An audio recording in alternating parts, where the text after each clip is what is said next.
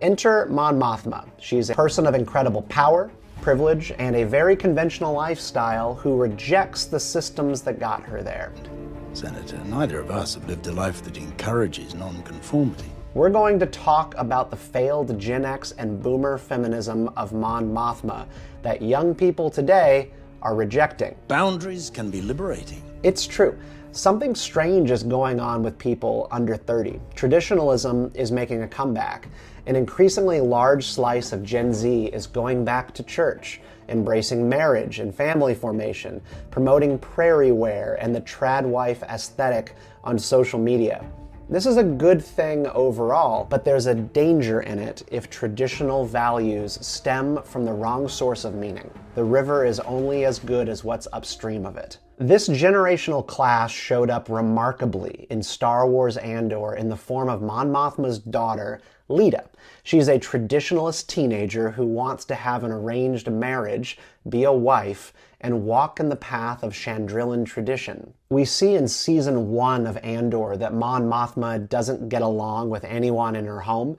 She loathes her husband, Perrin Firtha, who she was wed to at age 16 in accordance with the customs of Chandrila, and her daughter resents Mon Mothma for all the usual unclear teenage reasons. She just doesn't like her mom. Even though her father is presented as a slime bag, Leida gravitates towards him, and when Mothma needs to procure a banker for laundering her money to the Rebel Alliance against the Empire, she is presented with one option in gangster Davos Skulden, who agrees to do this in exchange for an introduction of their children. He wants his son to marry Mon Mothma's daughter. Is that your only offer? I'm afraid so. Tay will see you out.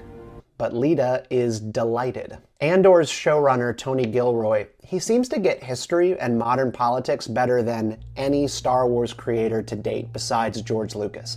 He seems to know that there is a rebellion happening against second-wave feminism in this country that characterizes so many boomers and Gen X women, which values hyper-individualism, disdains the boundaries set by religion, and has unraveled the institution of family and marriage in favor of career, no-fault divorce, and professional ambition.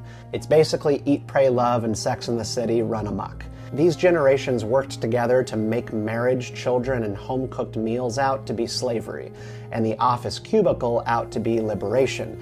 And plenty of young people today still buy into this, but the rebellion against it is growing and spilling out into the mainstream culture.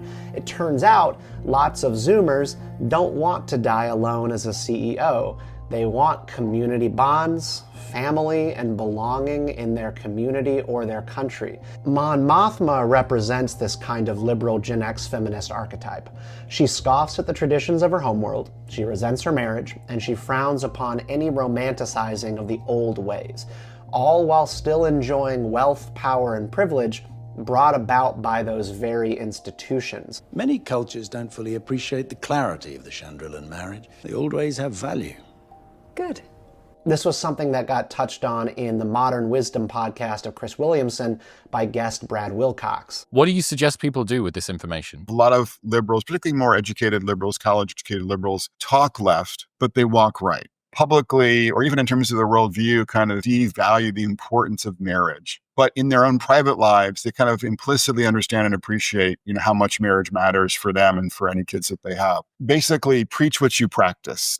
Study after study has shown that in real life, the people most opposed to marriage and traditional family structures are also the people most likely to be married with 2.5 children and a nice big yard, or in this case, a condo on Coruscant. There's a very revealing scene in season 1 when Mon Mothma and her cousin are looking on in horror as Leida and the other girls her age go through pre-marriage counseling and preparation. They can't understand it, but Mon Mothma does note something important, which is that the rituals of Chandrila are more popular with the young girls who live on Coruscant than they are back at home. I thought this was over. It's back. You're not following the trends.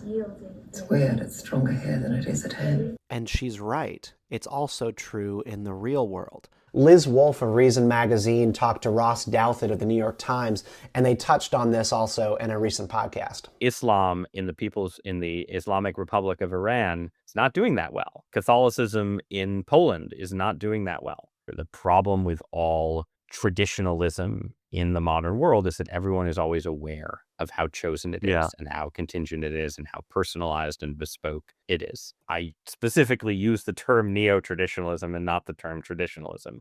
True traditionalism doesn't make it. Neo-traditionalism is going to feel like a LARP to some extent, no matter what you do. So the question is, are you creating something that your children can look at and say, okay, this is like a model of how a marriage works, how church going works, how having kids works, that I can carry forward as an inheritance. Mon Mothma does right by her daughter by staying with her father as long as she does until she eventually defects to the rebellion, but she fails Leida by not attempting to teach her about marriage and about being a wife. You do not have to go through with this. The only thing that she has to offer is criticism of the institution that she thrived in, and leaving Leida alone with no guidance on how to become a Chandrilan woman. Boys need men and fathers to show them how to fulfill that role, and girls need the same from their mothers. But Mothma's brand of feminism is the equivalent of when your child asks you for an opinion about something, a decision that they might need to make, and your answer is, do whatever makes you happy.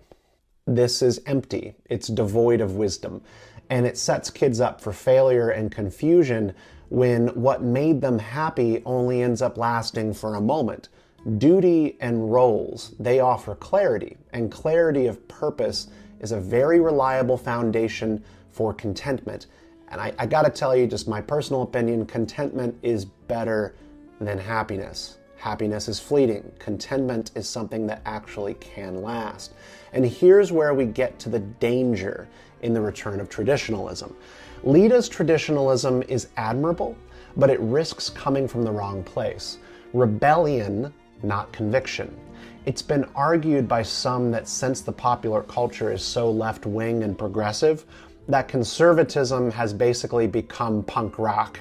Going to church, getting married young, voting a certain way is a means to rebel against the establishment and what your mom's generation is telling you you should do. It's how you get Jordan Peterson rising as a symbol of cultural Christianity with his moderated panels on the Bible for the Daily Wire. He's identified correctly the cancerous rot in the culture and is convinced that the antidote to it is whatever the culture hates most, which in this case is Christianity.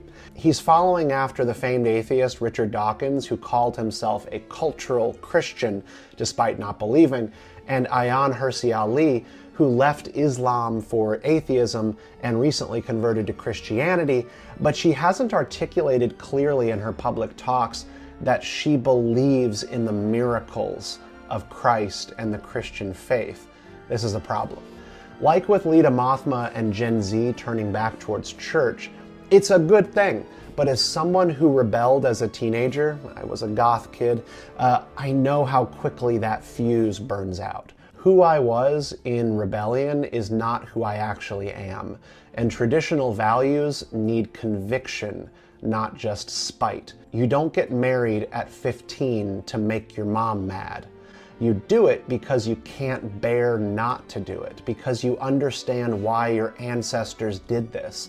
It has to be true, not just useful. C.S. Lewis wrote once in his book Mere Christianity, you must make your choice. Christianity is either of infinite importance or of no importance. The only thing it cannot be is moderately important. I don't know yet what happens with Leida Mothma in Star Wars Andor, but I do hope that she stays on the path of tradition and shares that with her children better than Mon Mothma shared it with her. And that's what I want for all of you. And if you're raising families or trying to figure out your adult life, you have to really believe in these things and trying to show up for your children in a way that goes deeper than whatever makes you happy or just following your feelings. is something that will set them up for success. Thanks for watching, Geeky Stoics. Do tell me what you think about this in the comments. It's a controversial subject, so it's worthy of discussion, and I do always try to respond. May the Force be with you.